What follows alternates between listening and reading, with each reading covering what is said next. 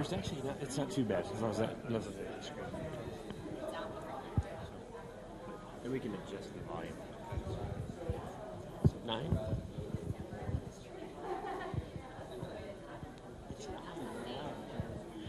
All right, everybody, let's go ahead and get started. Thank you for coming to 1 Million Cups. Can you hear me? Louder, louder. Really loud? Better? Better? All right. And there's no feedback right here. So. All right. Thank you for coming. Any first-timers? All right. And Bruce. I got to mention Bruce. Excellent. What you're about to see is 2 companies talking for 6 minutes, and then we give them a 20-minute, and it's kind of a Q&A, but not quite, because they're allowed to ask questions, and you're allowed to comment. You don't even have to ask a question. You can say, try this, and that's your question. So it's basically like a kind of a Shark Tank, but nice and kind of like a guppy tank is what we say. So it's comments and questions and discussions. And it's like you're having a cup of coffee with somebody else. No dolphins were harmed in them because it's a guppy tank. So our first presenter this week is Lance Maurer with Cinefilm, which is a local company that's been around for a few years. And here's Lance to talk about it. Thank you. Thank you. Good morning, everyone. Okay, let's get this queued up. This is my first time here too, so. Okay, my name is Lance Maurer. I'm the CEO of Cinefilm and the founder of Cinefilm. Today I'm talking about my company. We're actually transitioning out of startup mode and more into hardcore business mode, and give you a little bit of information about who we are. We're a global leader in innovative video optimization solutions for television, film, and multimedia delivery. We basically harness modern graphics cards, GPUs, like NVIDIA cards, and we leverage our patented software on it to run the fastest, highest quality video conversions in the industry. We're well known for what we do. In simple terms, we are to video what Dolby is to audio. We are automated excellence. One piece of interesting information here, as the founder, I went to New Mexico State, and so did Chris and Ernie, my 2 co-founders. I got a BSME down there, and Chris was computer science, and Ernie was EE, and so we're all chums. We were also in the same fraternity together. So we studied together, and now we're in business together. So the kind of problems that we face in our industry, one is restoration and bitrate optimization for television.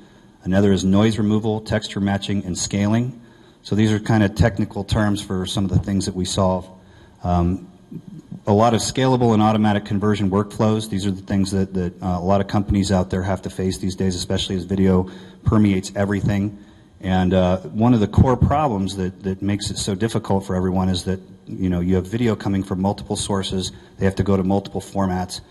There's all kinds of international standards, and the video codec is just the video codecs that are out there to deliver video just constantly changes. So the industry used to be very, very normalized and run by engineers, and it was all analog. And now that it's all software and file-based, there's so many codecs and standards are constantly shifting. So one of the things that we do is that we help them normalize all of that. And the reason why they need us is because a better looking image for the end user equals a higher ROI. So quality is actually a differentiator. When you use your Comcast at home and you go to on demand, you're going to pick the HD version versus the SD, and you're going to pay more because, well, you went to Walmart and you bought that $2,000 HD television and you want it to look as good as possible. So one of the things that we help studios do is guarantee that the video that ends up in the living room is as good as it can possibly be.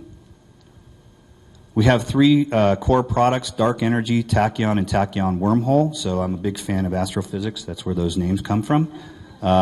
So historically, these kind of problems have been solved using hardware, very expensive legacy baseband hardware. So we're basically freeing up all of these companies to move to a software solution, and we're infinitely scalable.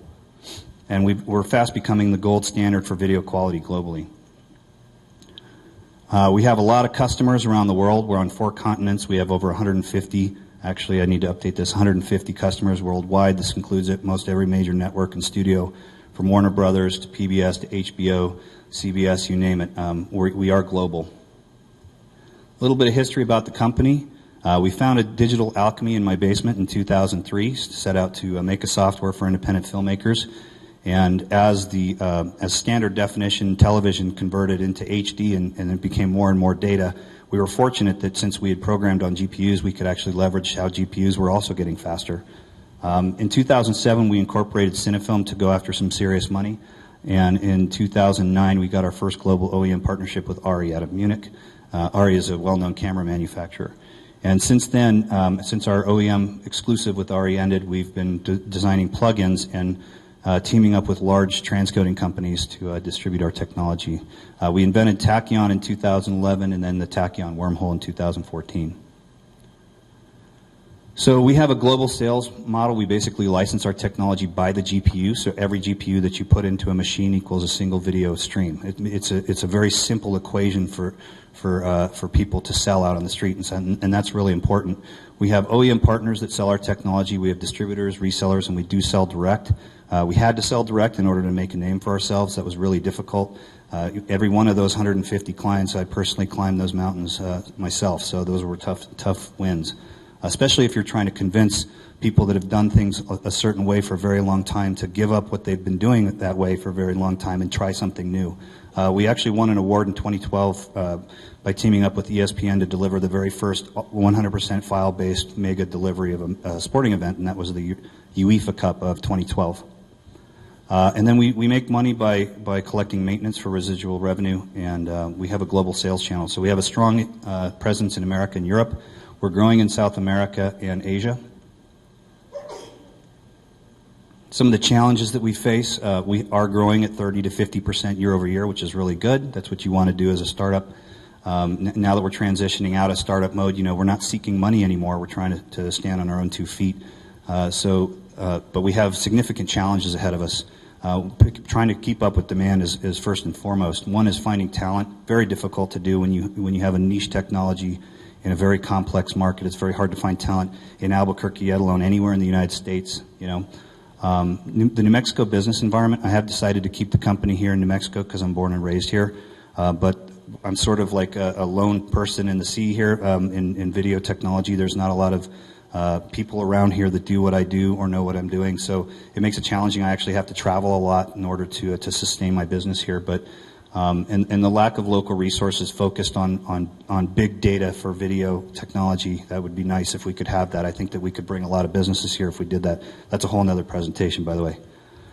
Cash flow management, boy, that's always a struggle. I mean, this is probably the hardest thing as a startup. If anyone's got one in here, you know very well what I'm talking about. You take money, you give equity, you take money, you give equity, and then you take debt to stay in business, and then there's the management of the debt and all these things. But it is getting easier. It's just always a struggle. So if you're facing that, you're not alone. And then remaining virtual. Chris and Ernie's in Dallas, Chris is in Portland, and I'm in Albuquerque, and we've been that way ever since we started the company. So thank God for Skype.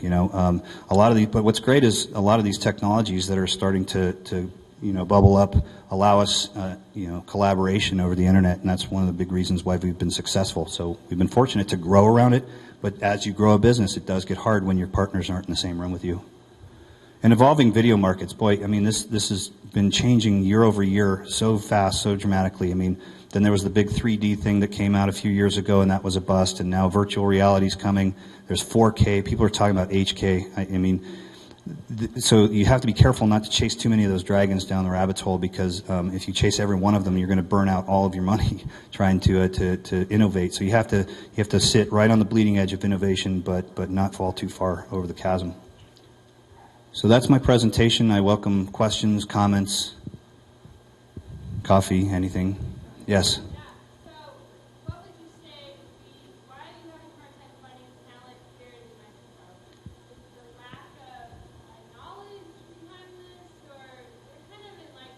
Sure. So to clarify, we are a software company.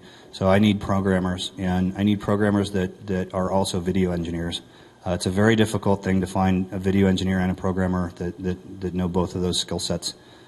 It would be nice if the film schools here in the state would teach more about IT infrastructure, because, to be honest, the broadcast and the cinema markets are now the IT industry. Every single video, every single film is now data pushing around. So it's really surprising to me that people that are in film school don't know anything about IT, and I've been working hard to try to change that. More questions? Yes, sir. Yeah, I mean, so the New Mexico Film Office, as you all probably read in the newspapers, has a nice. I mean, the state of New Mexico has nice tax incentives for film and television production. But what I do is what's called post-production, which is basically I handle manipulation of the image after the fact. It's highly technical, and despite all my best efforts, there's really nothing in the tax code that benefits my company directly.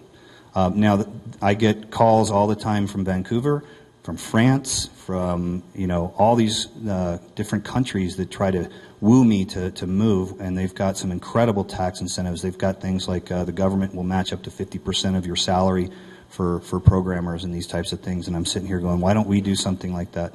But again, that's another presentation.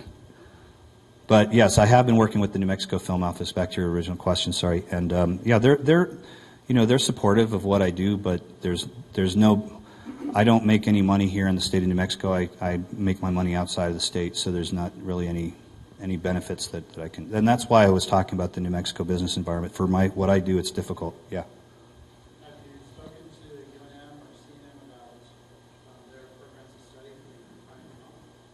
Yes, definitely. I mean, I've been around for a while. I helped doing this, and I co-founded the New Mexico Post Alliance, which is a group of folks here that focus on teaching technology to film people, and both working film people and film students alike. And so I'm a big proponent of leveraging technology, because once you get outside of New Mexico, it's incredible how big the world is.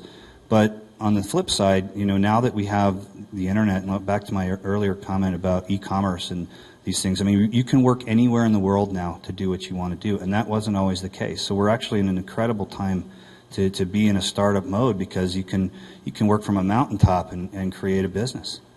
So you can do the same thing in the film industry as well. I mean, we can compete. I mean, a lot of the reason that post facilities are in Los Angeles is because all the film labs were there. From growing up and over the decades of the last century, everyone took their film in to do dailies. Well, now it's all digital. I mean, there's nothing that they're doing that isn't doable here. But what you have to do is, if they're not coming and building bricks and mortar here, you have to wonder why, and get to the bottom of it, and then create the opportunity. Yes. Good question. So we have an office here in Albuquerque. Sorry, I didn't. Good question. So Chris is our CTO and chief architect. He's in Portland. I have a programmer in Las Cruces. We're looking for another programmer. We have another programmer in Portland. Those guys all work from their house, okay? But they VPN tunnel into our network, and all the code is so they're working virtually, so all of the code is protected inside and back behind our firewall. We have 2 full-time employees here in Albuquerque where we do all the operations, so we handle all the licensing. That's what I do. I do most of the biz dev stuff. I don't do any of the programming, licensing is a lot of work. I mean, every single time I do a contract, it requires quite a bit of work. I've got a large legal team, and I've got about 5 or 6 contractors, most of which are in New Mexico. So I am actually bringing plenty of money to New Mexico and leaving it here. But I've also got a contractor in Vancouver. So really, Skype is cornerstone to, someone basically, you think of them in the next room. So whenever you're on Skype, you're in the next room. So our guys know that you don't log in unless you're working. That's one thing that we do. And then, does that answer your question? So we have a headquarters. We have an actual office where we keep all of our records. Where myself and the operations manager, and we do the accounting there. We do all the legal there. We do all the contracts there. And then I have programmers that live wherever they want to live, on a mountaintop or whatever, because to get the best talent in the world, you're going to find that sometimes they want to go, work in the wilderness. And as long as they have an access to the internet, that can work, especially for programmers. It's great. And then Ernie's in Dallas, and just when we founded the company, we made the decision that, think of it this way. I had to go, when I founded Cinefilm, I went and hired Chris and Ernie from where they were working, and they were doing very well for themselves. Leave your wonderful day job. Come work for me. I'm going to give you equity in this thing that may never work. I'm going to hardly pay you anything, but we're going to dream big, and we're going to change the world of video, right? And a lot of it is constant human interaction to keep those bonds solid, because when the times get tough, and they do get very tough very often, you need to know that the people that you're going to battle with have your back. And that's why I pulled guys that I went through a ritual with at New Mexico State, because they were fraternity brothers, or they, it just happens to be they're smart. But, I also identified them. I needed a CTO I could count on. I needed a COO I could count on, so I went and found that. And you know what? It's worked for us. I'm not saying that everyone can do the same thing, but I'm saying when you've got your co-founders and you're out in the battlefield, you need to know that you can trust those people when times get tough. They're not questioning, well, where'd that money go? How come we spent money on that? And so they've learned to trust me. And it's really about communication. To answer your question, honest, constant communication. Yeah. That's correct. It's all about the human thing. I mean, at the end of the day, if you can't connect with another human being and they learn to trust you, it's going to be tough to run a business. It just is. Even if you have the best idea, Yeah. So, future looking a little bit, maybe thinking a little bit about the team. Yeah. Describe three full-time programmers, but then you have contractors. What does the team look like a year from now? Yeah. What's my dream company look like? Probably 3 full-time programmers. The team I have now, and maybe I need to get a full-time accountant. Boy, I'll tell you that doing the books takes a lot of time, and that's a good problem to have. When you're doing the books, it means you're either spending money or making money, which we're doing. But boy, to do it accurately and to do it right is just I have an engineer's mind, so I'm very task-oriented, and so I try not to miss any single thing. So you end up, it probably consumes at least 60% of my time. And as the CEO and the biz dev guy who's supposed to be out there creating the new opportunities for the company, my time is better suited, doing that. Well, I have an accountant. I appreciate that. But at some point we're going to have to hire a full-time, like someone that can do that and can also, do like the HR stuff. And another challenge, by the way, along those lines is I have a full-time employee in Portland and a full-time employee in Dallas. Well, the state of Texas seems to think I have a company in Texas. And those people just harass me on a monthly basis. Why are you not sending us taxes? Well, because my company's in New Mexico. Well, I don't understand that. So you push another button. You can't get through. So these are just some of the little things that we've had to deal with. Yeah. Yeah, good. In the television area, like Breaking Bad is branded in New Mexico, some movies are branded in New Mexico. What kind of project would you envision to brand New Mexico in the area of technology that you're talking about? And I'm very well versed in your film. Yeah. What project would you bring here? Enter the dojo. Are you talking about a film project, or are you talking about just what one thing we could do here that could make us special? Both.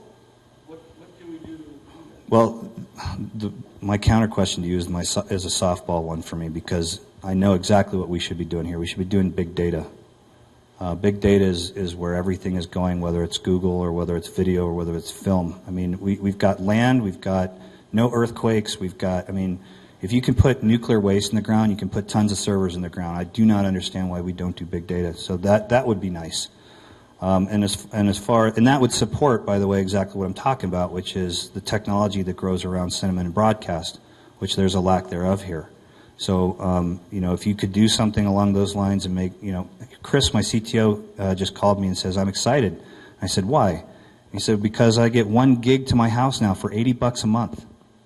I'm like, oh my God. So that's that. And then as far as a film project, I don't know. We just have to keep doing what we're doing, and I can't think of any one particular film project or television project. I would say that if I had to choose one, the better business model is television. Film is a ridiculous business model. You spend a ton of money, you don't know if you're going to make it back. And television, you're working 6 months out of the year, not 2 or 3 months. And if it gets syndicated and it gets, you get more episodes ordered. It's long time work. And frankly, television quality's come way up, and that's another topic for another day, which is that cinema and television are on equal footing now. They really are. It's really, and you're seeing a lot of talent that used to be in cinema work in television now because the quality. I mean, look at HBO, Game of Thrones. I mean, and now you're seeing the freedom of over the top. Over the top is basically the ability to stream, a video to your household. Now Netflix is in the game and Hulu. This is fantastic time to be in this industry, and we could definitely be a player in that. But it comes back to big data because that's what this industry, that's what it is. It's when you just stand back and look at, well, what is all this about? It's zeros and ones flying around. So we have to unlock those portals. Yeah, go ahead.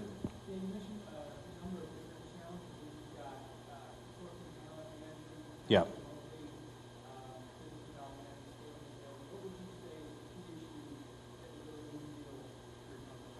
What? Say that. What?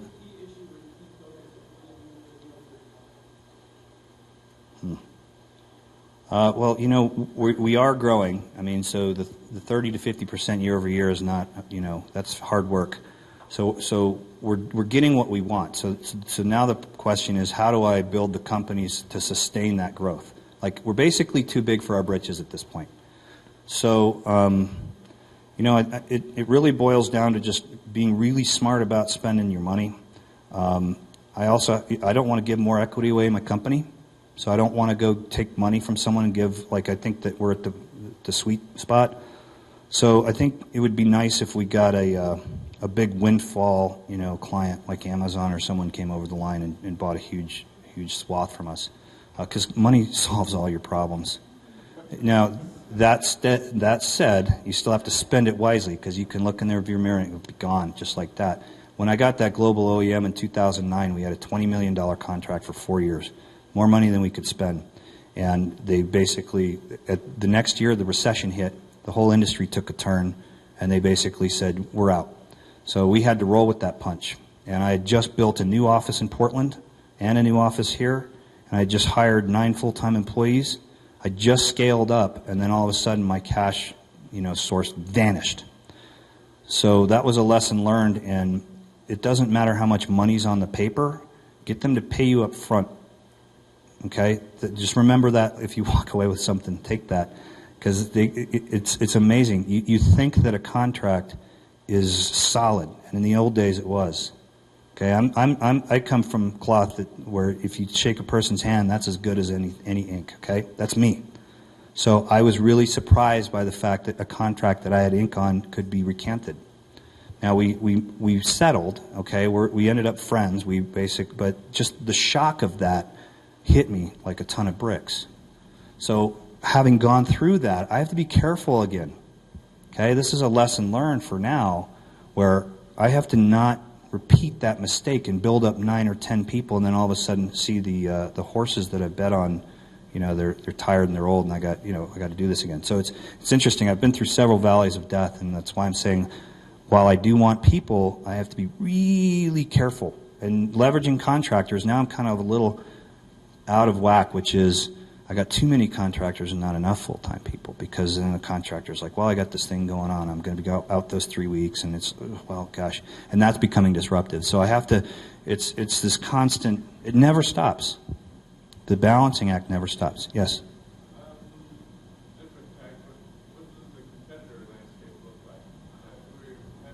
Well, I'm replacing the old way of doing things, and so all those older companies are trying to now react to our disruptive technology. So, but it's really hard for a hardware company to become a software company.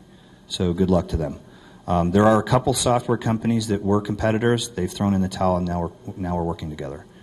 So there's really the competition landscape, they are out there. They're usually more expensive, slower, and not as good.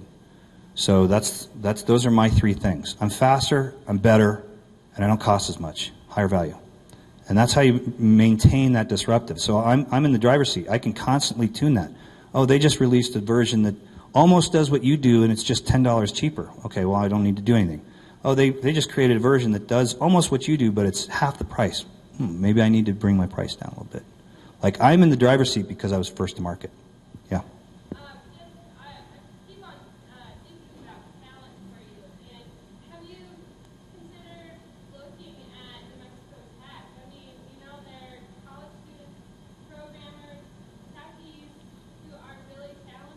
Yeah. young and now they're in college or coming out of college. What we do, go ahead, sorry. But I'm just thinking maybe that that's a good spot for people to start investigating or looking into some possible talent or Well, I appreciate the input. I mean, I again, being from here, I'm well aware of what, all the different schools and what their talent base is, and basically what we've done is we've put a request out there, and we post it on the SIGGRAPH sites, and we post it on our website, and we let the talent find us, and that's because you don't know where it's going to come from. I think the challenge has been that we've tried a few people that look fantastic on paper. It doesn't matter where they're from, what age, gender, it doesn't matter. They look fantastic, and then you spend 3 months, and then you find out they don't got the chops. Yes. So I know you said this was another discussion, but I'm curious, in terms of big data, what are you doing in Mexico? What is there that you would have us do here that you can $80 a month for 1 gig. When that happens, you're going to see a complete change. Fiber, fiber everywhere. Google Fiber. It should be not free. Someone should make money on it, but not one person should be making money from it. Sorry, me again, but an idea around talent. Universities have their thing going on. John Griswold did an incredible thing, bringing boot camp Mm-hmm. to New Mexico. Mm-hmm. Boot camp, I talk to them every class, and he's got a great group of people who come in and What's his name? John Griswold. Oh yeah. Okay. At the Stimulus Center. Yeah. I wonder if there's an aspect here where there could be a boot camp, but specifically for film-based technology development. Yeah, that'd be interesting. 10, 15 people, a business model around it, but of those 10 to 15 people, 1 to 2 might be really great people coming out of that career. I would love to see more, not just people that come into my company, but I'd love to see more media. I honestly believe that the video industry right now is to us today as the car industry was to us around 1915. And we better get on board, because this is like the number one money maker. If you think about how Apple makes their money, right? How Google makes their money in YouTube. They're industry giants because they are taking advantage of this. And there are technologies all over the place that are bubbling up to do things for video. And it's endless, and there's things that someone will think about that I didn't think about, right? That's the nature of this. And so it's like, well, when are we going to get the highways built so cars can come through here, so that we can build up our motels and our gas stations? So that I'll leave you with that sweet analogy at the end. One more question? Yes, sir. You mentioned big data farms. Yeah. What do we need to do to make something like that? Someone just needs to be a leader and make the decision, top down. You can't rely on the state government. We do that way too much here. You can't rely on the state government to do this for us. They just need to till the soil and let us take it over, right? Just create the opportunity and let the people think of how to do it. It's just like the film production tax credits, 25% for film, 30% for television. Go, be well. And what do you know? A whole industry flourishes around that. So it needs to be something similar. Bring in the Google Fiber, put it, make it easy to get to, and then make high technical jobs in the IT sector, give them some kind of tax credit for that. Boom. Just do the thing, and it comes from the leadership. And I'm frustrated with the leadership, if you can't tell, because it's just, they just don't see it. It's obvious to me. But hopefully that answers your question. And we have one last question. One last question. And we ask it to you. What can we as a community do today to help you as a company? What can you do to help me? Yes. I think the answer is that you're doing it. This conversation is part of this, and bringing us together and talking about business challenges as a community, I think is doing it. So that's an honest answer. I think you guys are doing it, and I'm impressed with this. It's great. Yeah.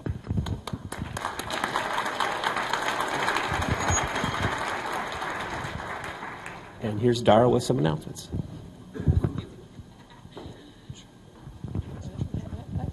Good morning, everybody. Just a couple quick announcements. Entrepreneur hours this afternoon from 3 to 5 at Innovate ABQ. Lab to Venture will be held at TVC at 4 p.m. tomorrow. You can register at techventures.org and see Steve if you have any questions. Also, Albuquerque Film and Music Experience. Be part of the experience June 1st through June 7th. abqfilmx.com to find out more information about it. We've got a couple of folks that have some announcements. Trisha, I think you wanted to make a quick announcement. Good morning, everyone.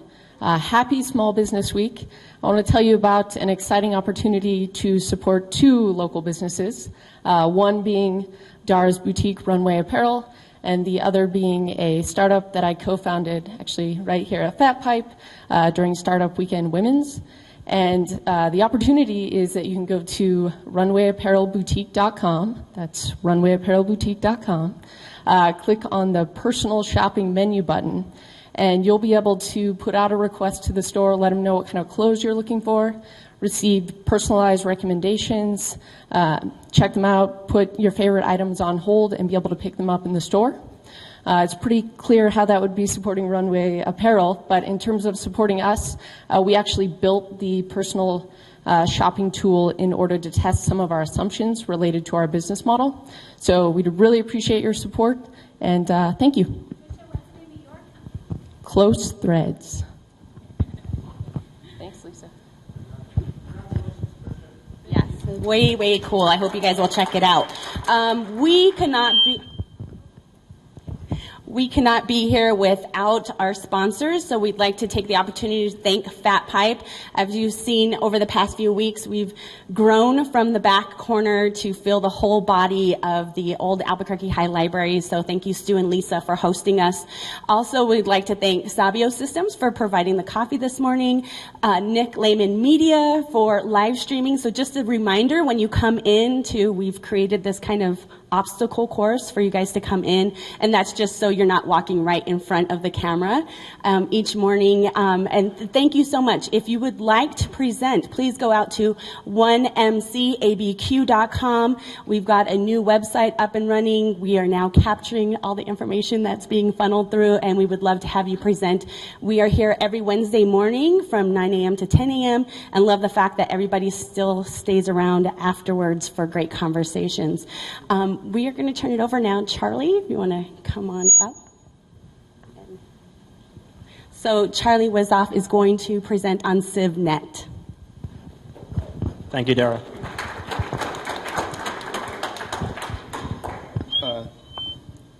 I shouldn't stand. Okay. I was asked to do this yesterday, so I don't have a good PowerPoint presentation, and I'm going to rely on my old-fashioned public speaking skills. My name is Charlie Wisoff. I am the founder of CivNet. It is a new online social networking website where people can find other people in their communities and engage with them over shared political and civic interests. This is the demo site that I recently released in March, and in a bit I'll walk you through it because it is the main product that I have. First, I wanted to tell you a little bit about my background and why I think this is a great idea and why I have spent so much time invested in it. So for the past 5 years, I have been working in the field of civic engagement, which means a lot of different things to a lot of different people. I define it as helping people and communities become more empowered in shaping their own future. And there's a large social value in that to me. Most recently, I was working at an organization called the Kettering Foundation. Kettering is one of the leading research organizations in the field of civic engagement. And they convene tons of people every month for research exchanges, whether it's local officials, whether it's people in federal government, whether it's people who run community nonprofits, teachers, local leaders. And I was very lucky to sit in a number of those conversations and learn a lot. And during that time, I identified a very strong need in the field. And that need is, how do we better reach out to the communities we're working with? How do we know what's going on in that communities? And it's one of the biggest challenges in that field is the cost of doing that outreach and also the effectiveness of it. And the idea I had was, why can't we just create a platform that people in those communities would use themselves, something that would be valuable to them, helping them do the work that they need. And if you build that platform, then those organizations could come in and do that better outreach, better engage those communities, and meet their needs at the same time. So at that point, I did not have any programming skills or biz dev skills, and I have been teaching myself ever since, which was probably last spring. I taught myself how to code and built this alpha site, and I'm going to walk you through it right now. So this is CivNet, and it helps people find people in their communities by helping them visualize their network. That's what you see up here. This would be your civic network. You can filter the network by different issues. So if you care about poverty and you want to find everyone in your community who cares about poverty, internet is a little slow right now. It'll show you everyone in your community who cares about poverty. There's some cool features. You can find out all the people in your network who are leaders. These are people who are very well connected, or people who can bridge the gap between different siloed groups in that community. You can click on different users in the group, in the network, and find out a little bit about them. For example, why do they care about poverty? What are they doing around this issue? Are they organizing a community group? You can send them a message. You can connect with them, or you can ask for an introduction. The idea behind this is oftentimes in politics it's very caustic. If you ever looked at a Facebook comment stream, people are calling each other names and saying horrible things about each other. So this is a way that you sort of create that social connectedness that bridges that gap. The other main thing you can do with the visualization part of it is filter it by different attributes. So there's age, gender, political affiliation, race, and religion. Status, these are like, so what are you doing about this issue? Are you talking about it? Are you organizing a group?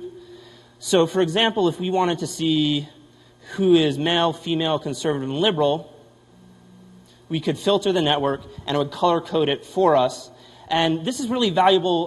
There are a number of laws, for example, that require that local government convene diverse groups of stakeholders, for example, around zoning or development around Google Fiber and getting that community input. So this is a way to identify people in the community to talk to. The other main feature is a community bulletin. This is a Reddit-like forum where people can post topics that they care about, and it's a way for people who want to know how people are talking about issues in the community, they can find that out. Originally, it was going to be a place where people could discuss issues, but the feedback that I've been getting initially is that there are plenty of forums out there already for discussion, and it's a really difficult thing to create. So the pivot that I've sort of done is say, this is not going to be a place for discussing issues, but rather a place where people can aggregate different resources around these issues. So there are a plethora of Facebook groups, Twitter hashtags, people might want to post news articles, there might be a town hall meeting going on in that community. So this would be a place to aggregate all those resources in one place, be able to cross-post amongst different resources, and it would be both user-generated and there would be software that scrapes that off the internet. And that is not something I built out yet, but is high on my priority list. So I just wanted to end by talking briefly about what the business model is and where I am at currently. So the value proposition is split into two different groups of people. There are people who will be using the site for free, and these are the large majority of the people using the site. They're everyday citizens, community leaders, etc. The value proposition for them is I can be more connected to people around issues that I care about. I can be more impactful, empowered, and feel like I can do something around those issues. And I can also understand what's going on in my community in a way that I wouldn't otherwise be able to. The other set of users are clients. These are people who would be paying for services. These are local government organizations or state and federal government organizations. They are political parties or political campaigns that need to do outreach to people. And they're community nonprofits that need to do work in the communities around various issues. The services that I plan to offer, and I need to test these through user validation and customer validation, are things like targeted advertising, mass emailing to users who said they've been interested in being contacted about issues, and data analysis. I was talking, for example, to my good friend who has run a number of campaigns, and he said, all the data analysis so far, it can give you great demographic information, but it doesn't really tell you the issues that people care about and who they're talking to about that issues. That information would be really valuable. So that's the business model and the value proposition. Where I'm at right now, My two highest priorities are to find a technical co-founder to bring on to do the development while I focus on other things like marketing and fundraising, and also to start doing more user testing. I've done some interviews with people who know the fields I'm trying to get into very well. So I've been talking to people who work on political campaigns. I talked to, for example, the person who advises United Way on their community engagement nationwide. But my hypothesis is I want to find small local groups that would be willing to use this platform, help me onboard users, and test it out, either for discounted services in the future or additional services currently. So that's where I'm at. I'm also working on my business plan, just trying to network and meet people in the community. I applied for ABQID, and I'm working on that. So thank you.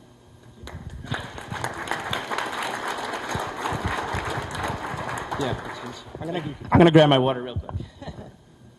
I think you get some good questions. All right. So, bringing down a question with a recommendation. So, revenue stream could be organizations like mine, Association of Commerce and Industry, your chambers, your advocacy groups that would pay for this to be able to do that. So, I think that would be a revenue stream. I also think at some point, if you've got legislators on there and they self-identify whether they were for or against, then a person that is interested in that particular issue could look and find out who are the elected officials that support their way of thinking, to be able to connect to them as well. And that might just be another next step kind of thing to think about. Yeah, and I think there's tons of opportunities out there. I'm trying to focus on specific. So the reason I'm starting the way I'm starting is because I know a lot of people in my network who can help me do it that way. The feedback I've heard regarding sort of those higher fruit type things, which is sort of what I feel like you're talking about with legislators, they're not really going to try something until they've seen proof that it works. So, maybe I could get someone with... Giving them way too much credit. Yeah, I mean, that's good, and that's feedback in a different way. Right. I think maybe, I just think it's the next step that might be something. Yeah, no, I agree, and I definitely think it's a good idea. I second what she said exactly, because legislators have a very hard time finding local people that can help them with the things they're interested in. Yeah. So they're going to want it from both ends. And in terms of looking for your user interface interactions as you're developing, you might want to try neighborhood associations. Mm-hmm. They're a great way to get a bunch of people that are already involved in many different things to test it out and see how it works, and be kind of like beta users to test if the accuracy of it, because they're already going to be kind of in the know about each other. Yeah, thank you. And also, if someone's making a suggestion, someone specifically I should talk to, please come up to me afterwards, because I'm really looking for connections. I have a question. It sounds to me kind of like a spin-off of meetup.com. Mm-hmm. Or political, you have more of a direction. Can you kind of shed light to it, how you're going to distinguish between what social media platform are you is doing, and what exactly, where's your end goal, or where are you going? Sure, that's a great question. So I'll start with Meetup, and then I'll talk about some of the other social media, because I think it's very relevant. I actually, when I started, looked at Meetup, and I actually typed in politics to see if I could find any groups in Albuquerque that came up, and nothing came up. I don't know if that's just Albuquerque Meetup or in general. They won't allow it? Okay. So Meetup's not the best, but even if Meetup did allow it, the idea is that I don't think people really want to go to a group of people they've never met to talk about politics. And that's sort of the hypothesis. It also just doesn't show how those people are connected. And part of the hypothesis, again, is that that's what people care about, navigating their social network and identifying resources, not just going to a group. I would almost say Facebook group is more of a competition at this point. And this is something I'm still thinking through, to be honest, but my idea is that, first of all, Facebook groups are sort of siloed from each other. There could be a number of different Facebook groups around a specific issue, and they may not know of each other. And that's a loss, really. It's a loss for the people who are in that group, and it's also a social loss in the sense that you're not utilizing your resources well. So this would basically show you, here are all the other things going around these issues. You can increase the people who are involved with you around these issues, so on and so forth. And then the other thing is that because of the way it is built, it will hopefully, once it has a critical mass of users, be much more dynamic, have much more aggregation of resources, and allow people to do more effectively what Facebook is trying to do with groups. Yeah. So one idea for getting buy-in from the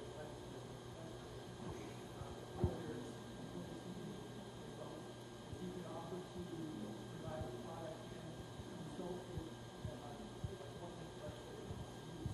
So basically, you provide a lot of value to them. Once you've got that use case, then you can go to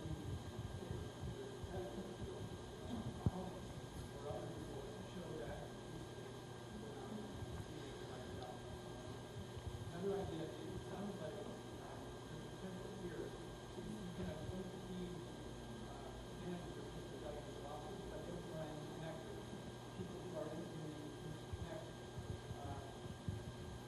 their clients to their constituents. And so that would be useful for not profit, for-profit companies where they're trying to do outreach to the community. So the question from that is, how are you, where are you getting the data that you can use to say, here's the connector for these, Facebook posting, social media, things like that? So is the question specifically how you identify who are connectors, or how you get the general data for the network?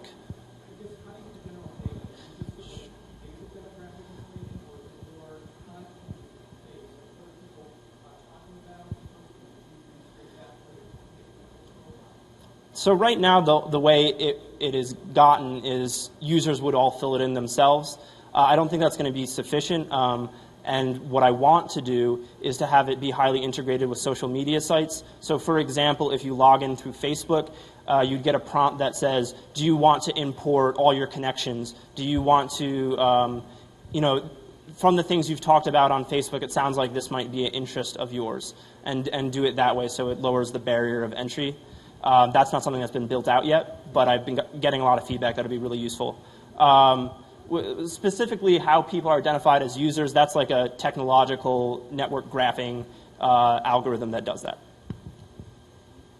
So I don't know how many people here post political things on Facebook, but the common experience is you end up unfriending people because they blame you and troll you. There's no way that there's going to be a dialogue between the two of you. So what happens in this side? So that's, I think, exactly, when I brought up the issue about this was originally, I was thinking of doing it as a forum for discussion. I'm going to try to take that off the table as much as possible, specifically because of that.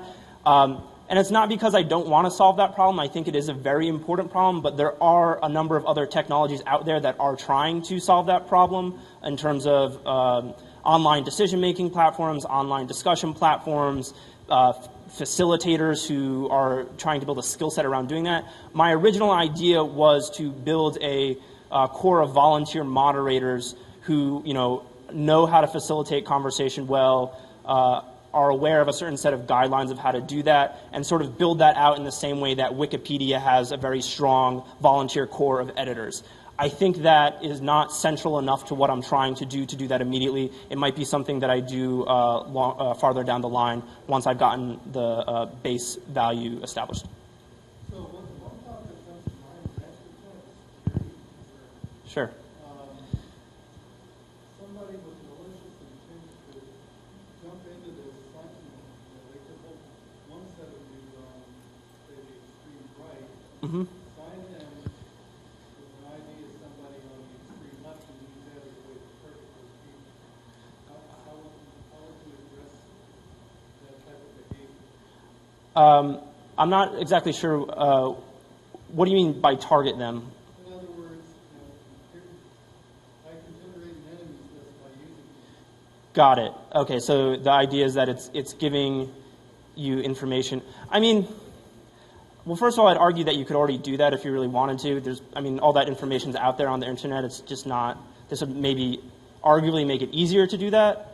I think there would be some form, and this is, again, something I'm thinking through, there's some form of moderation. So if people are harassing you on the website, there's going to be like a set of guidelines that say, you know, this is inappropriate. If you keep doing it, you're going to get booted from the site. I guess you're just talking about getting that information, but yeah. I mean, that's an important concern, and I think there are safety and security concerns. I would say that's the same with any social media website. I don't know how significantly more it is with mine. I think you were raising your hand for a while. Could you describe, like, let's say the perfect, and within a year, your perfect experience of someone new coming onto your site, them signing up, them getting connected, and then how they would start using these resources? Sure. Do you want the scenario from which I already have a critical mass of users, or before that? What do you envision the best? Because you want someone to go on there and be able to pull in information from Facebook. You don't have that right now. Sure. Describe what that really would look like. Sure. So the ideal scenario is there's already a critical mass of users, which means that all the network effects and value propositions would be in place.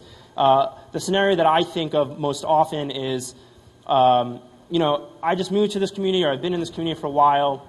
I really care about this issue, but I just don't know what to do about it. And I think a lot of people feel that a lot of the time. And the biggest anecdotal evidence I've heard around that is, I'd really like to be involved in politics, but I feel like I just wouldn't be able to have any impact. And I hear a lot of people saying that.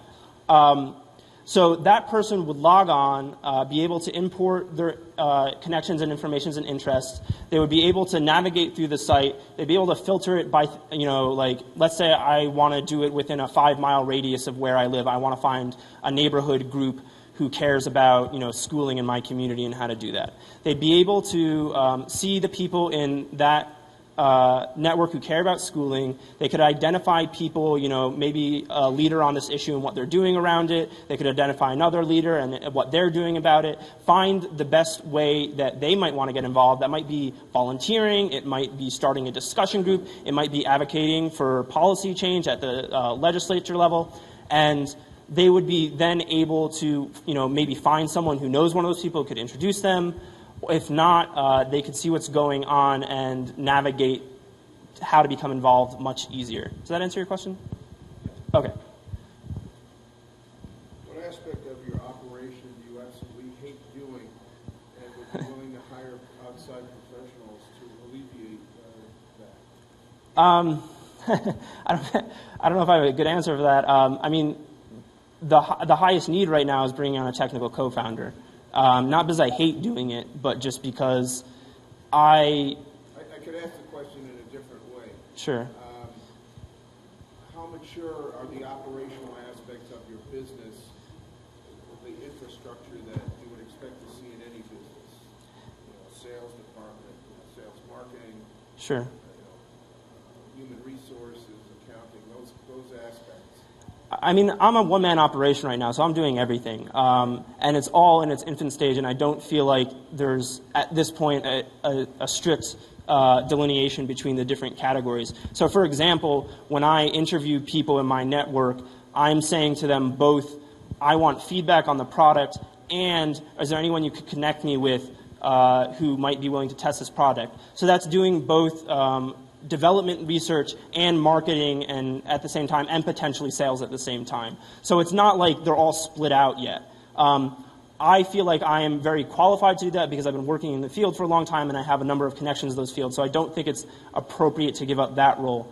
Very soon there are, when I start bringing people on, there are going to be things like legal and business and et cetera.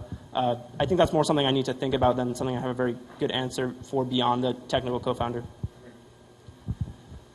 Andres. Have you thought about importing from a different data source beyond social media, like existing customer relationship management software, like Salesforce, something where a nonprofit has an existing CRM system that they can import into your platform? I haven't thought of that. That's a good idea.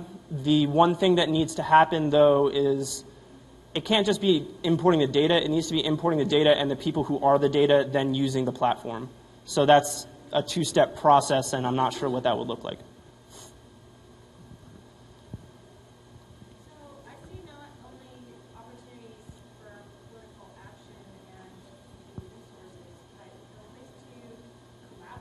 a lot of different levels, including marketing and entrepreneurship. Yeah. To solve the problem that many people have brought up here in the presentation, which is I don't know where the right people are. Yeah. So that's something I've been thinking about that, and a couple of people actually approached me and said, this would be really valuable for the entrepreneurial ecosystem in Albuquerque. Could we use this? And that's something I'm thinking more and more about. In my mind, they're not that different. I mean, it has social value. It can fall under the category of economic development in Albuquerque, and that is a social political issue in a lot of senses. It's just one aspect of that. So yes, in my mind, it does have a lot of overlap. Any other questions? We have time for one or two more questions. I've got one. Sure. What is your target market when you're first thinking about launching? Who is your target market specifically? Yes, specifically, but I'm going to start broad and then go. So the target market basically is anyone who uses social media or would like to use social media to become more civically engaged.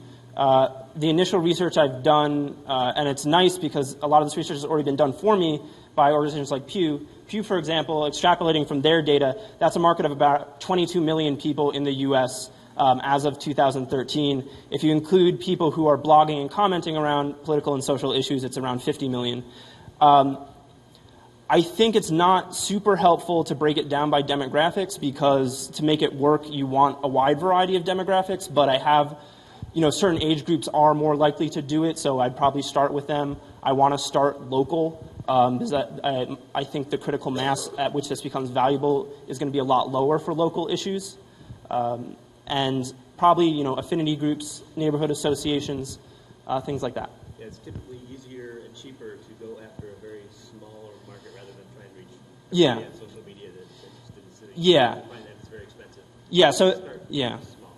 Yeah. So it's gonna be like a PTO or the Bosque Action Group is something someone suggested to Something me. you can pick up the phone or email. Yeah. specifically and- Exactly. Any other questions? I've been a part of an app called Nextdoor. Mm-hmm. I don't know why I did it, because I thought, there's no way, this is going to actually work, but I've been surprised at how people will log in and talk about, vandalism in the neighborhood, or, the police are really using it to share information, and so I'm wondering if, that has a lot of existing information about, where people live, who they're connected to, that maybe there's a way to connect into that platform as a way to get started at least. Yeah. I'm aware of Nextdoor. Nextdoor is probably actually one of my bigger competitors. The way that I differentiate myself is it's not just localized issues, and it is more, I guess, politically focused. Nextdoor has a lot of things like organizing a barbecue in your neighborhood or putting on an event, something like that. This is a little different focus. And I do see it being as being an onboarding site for all those platforms. So you would post the Nextdoor group that's related to the topic you're following, for example. And our last question, what can we as a community do to help your company today? Sure. So sort of the things that I've mentioned I've been looking for, which are I need a technical co-founder. I have a few leads and I'm working on it myself, but if there's anyone that you think would be really interested in a project like that, please connect me with them. If there are any neighborhood associations you're involved with or small groups that you think would be interested in using this platform in Albuquerque or outside of Albuquerque, that would be very helpful to start building that user base. And I'm also just looking for general advice, whether it's on my business plan or looking for funding and investing. So, thank you.